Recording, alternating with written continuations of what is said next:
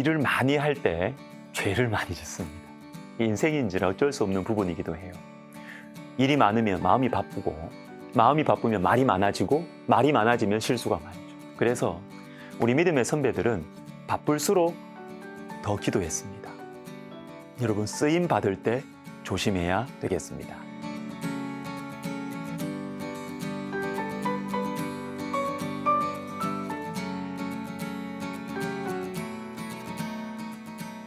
자, 한 가지만 생각해 보겠습니다. 미가서 4장 11절과 12절을 제가 읽어드릴게요. 이제 많은 이방 사람들이 모여서 너를 치며 이르기를 시온이 더럽게 되며 그것을 우리 눈으로 바라보기를 원하노라 하거니와 그들이 여호와의 뜻을 알지 못하며 그의 계획을 깨닫지 못한 것이라.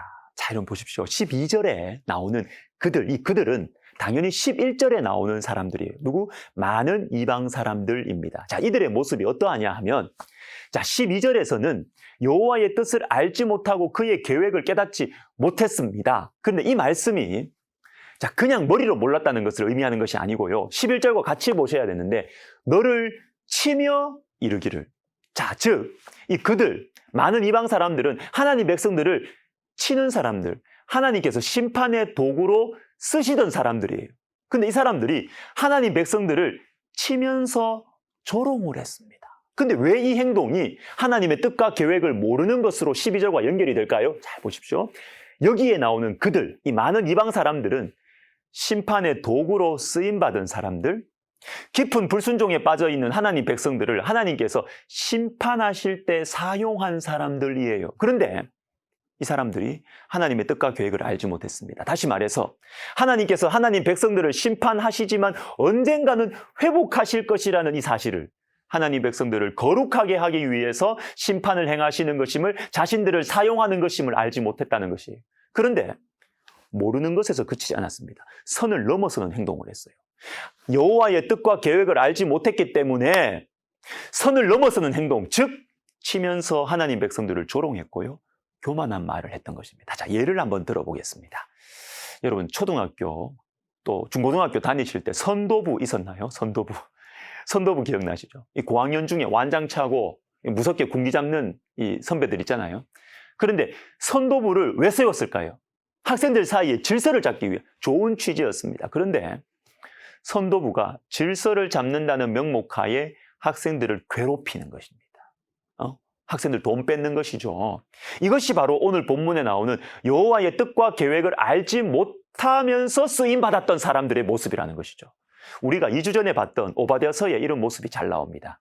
오바댜서 1장 12절에 네가 형제의 날, 곧 그 재앙의 날에 방관할 것이 아니며 유다 자손이 패방하는 날에 기뻐할 것이 아니며 그 고난의 날에 네가 입을 크게 벌릴 것이 아니며.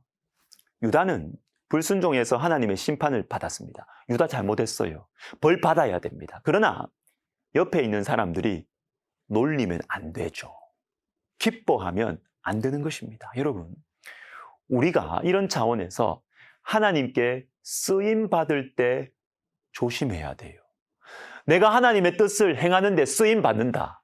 교회에서 봉사와 가르침과 섬김을 한다. 좋아요. 그런데 쓰임을 받는 과정에서 마음을 잘 지켜야 돼요. 쓰임 받으니까 교만해질 수 있습니다. 안 됩니다, 이거. 쓰임 받으니까 다른 사람들을 업신여기면 안 되는 것입니다. 여러분, 이것은 남의 이야기가 아니에요. 분명히 하나님께 잘못해서 심판을 받는 사람들이 있습니다. 눈에 보여요, 우리 눈에. 그런데 우리가 그 사람들을 괴롭히거나 놀리면 안 돼요. 여러분, 우리는 하나님이 아닙니다. 하나님이 심판하시지 우리가 그 사람들을 심판하고 조롱하면 안 되는 것입니다. 그래서 디모데전서 2장에 이런 말씀이 있습니다. 그러므로 내가 첫째로 권하노니 모든 사람을 위하여 간구와 기도와 도고와 감사를 하되 임금들과 높은 지위에 있는 모든 사람을 위하여 하라. 하나님께서 기도하라고 하세요. 누굴 위하여? 모든 사람을 위하여. 자, 근데 이 모든 사람 안에는 임금들과 높은 지위에 있는 사람들이 포함되어 있다라고 하십니다. 이 사람들, 이 높은 지위에 있는 사람들, 임금들, 이 안에는요, 초대교회 당시 교회를 박해하는 사람들, 명백하게 악한 사람들이 그 속에 있는 것입니다. 그런데 하나님께서는 그들을 위해서도 기도하라고 하십니다. 돌 던져도 되고 비난해도 되는데 그들을 위해서 비난하지 말고 그들을 암살하라고 하지 않으시고 그들을 위하여 기도하라고 하십니다. 사랑하는 여러분, 원수 갚는 것은 하나님께 있어요. 우리는 하나님이 아니에요. 그런데 여러분, 쓰임받을 때 선을 넘지 않는 것, 쓰임받을 때 겸손함을 지키는 것이 말처럼 쉽지 않아요.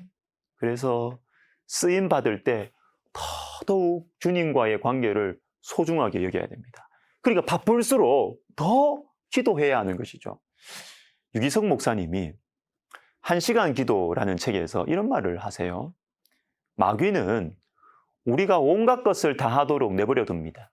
성경을 읽고 성경을 연구하고 교회 안에서 모임에 빠짐없이 참석하고 열심히 봉사하고 심지어 신학교에 들어가서 전임 사역자가 되고 사회적 소양을 쌓고 많은 지식을 섭렵하는 것까지 다 허용합니다. 문제는 정작 기도할 시간을 내지 못한다는 것입니다. 그때 정신을 차려야 합니다. 마귀에게 쏟고 있다는 것을 깨달아야 합니다. 여러분, 혹시 우리가 마귀에게 쏟고 있지 않습니까?